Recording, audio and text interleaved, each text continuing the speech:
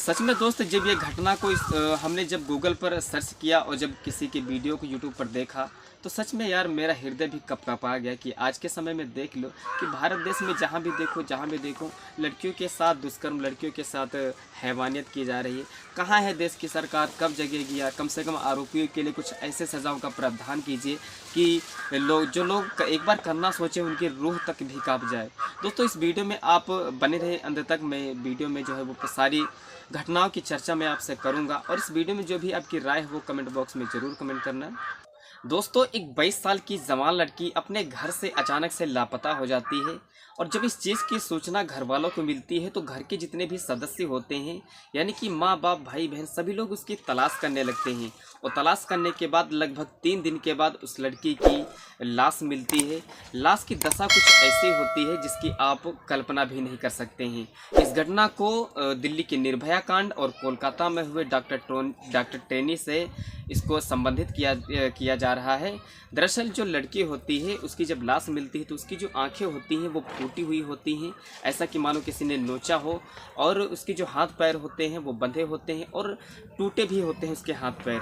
और शरीर का ऐसा कोई जिस्म नहीं होता है जहाँ से खून ना बह रहा हो और जहाँ पर चोट ना दी गई हो। ऐसे में उसकी जो एक बहन होती है, जब उस दृश्य को देखती है तो वो देखकर तुरंत ही वो बेहोश हो जाती है। और गाँव जो पड़ोस की 2 महिलाएं होती हैं वो भी जब उस लड़की के दृश्य को देखती हैं तो वहीं पर फटाक से गिर जाती है। इतनी दर्दनाक तरीके से हैवानियत की गई थी कि जब मामला ये मीडिया में पहुंचता है तो सारा प्रदेश चकाचौंध हो जाता है, सोचने पर मजबूर हो जाता है कि आखिर लोग ऐसा कैसे कर सकते हैं। और जहां तक ये मामला उस प्रदेश के जो सांसद होते हैं उनके पास भी पहुंचता है। अब वो प्रेस कॉन्फ्रेंस करते हैं और उसमें मीडिया के सामने वो रोकर अपना दुख जताते हैं।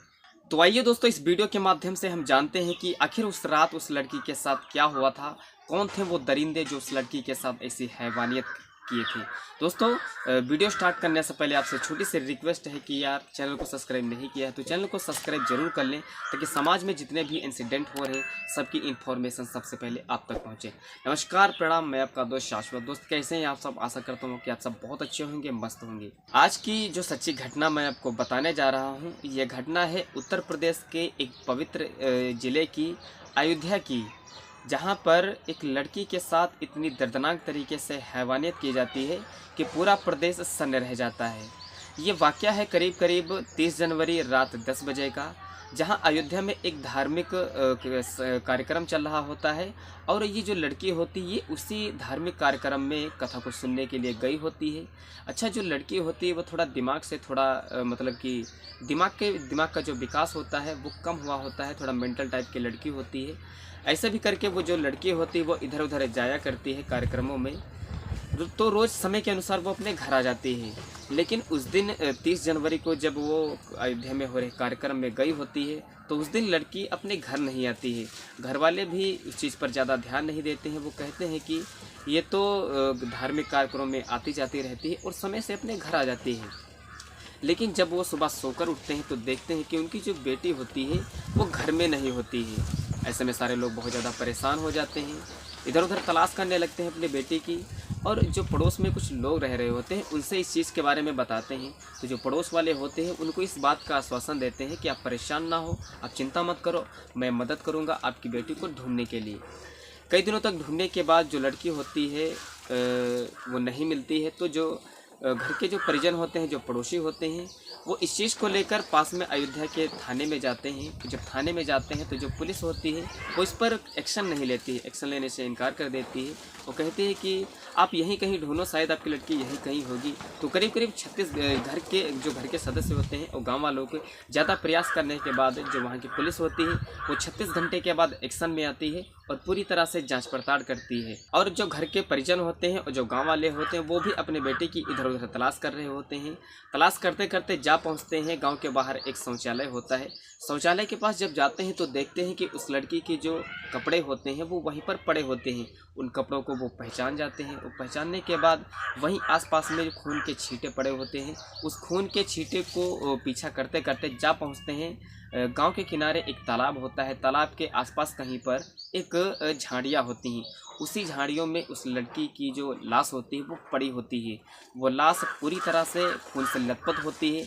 शरीर पर 30 से ज़्यादा जख्म के निशान बताए जा रहे हैं और उस लड़की की जो हाथ पैर होते हैं वो पूरी तरह से बंधे हुए होते हैं। सबसे हैरानी की बात तो यह है कि उसकी जो आंखें होती हैं उन आरोपियों ने ऐसे नोची हुई थी जैसे कि कोई चील उनकी आंखों को नोचा हो, और उनका जो हाथ पैर थे सारे के सारे वो सारे हाथ पैर तोड़ दिए गए थे। और मौके पर जब वो पुलिस आती है तो लाश को अपने हिरासत में लेती है और पोस्टमार्टम के लिए चिलघर भेज देती है। और जब रिपोर्ट आती है तो मीडिया में बहुत सारे सवाल खड़े होने लगते हैं, आखिर पोस्टमार्टम में क्या निकला है, लड़की की जो मृत्यु है वो कैसे हुई है। तो पुलिस जो होती है वो इस चीज़ को अच्छे से जांच पड़ताल करने के लिए अपनी पूरी कोशिश कर रही है। अयोध्या के सांसद अवधेश प्रसाद ने इस चीज़ को लेकर बहुत ही ज़्यादा दुख जताया है और एक प्रेस कॉन्फ्रेंस में मीडिया के सामने बहुत ज़्यादा रोए गिड़गिड़ाए हैं। उन्होंने कहा है कि देश की जो बेटी है वो सुरक्षित नहीं है, तो ये किस प्रकार की सरकार है। और नगीना के सांसद चंद्रशेखर ने भी इस बात को लेकर बहुत ही ज़्यादा दुख जताया है।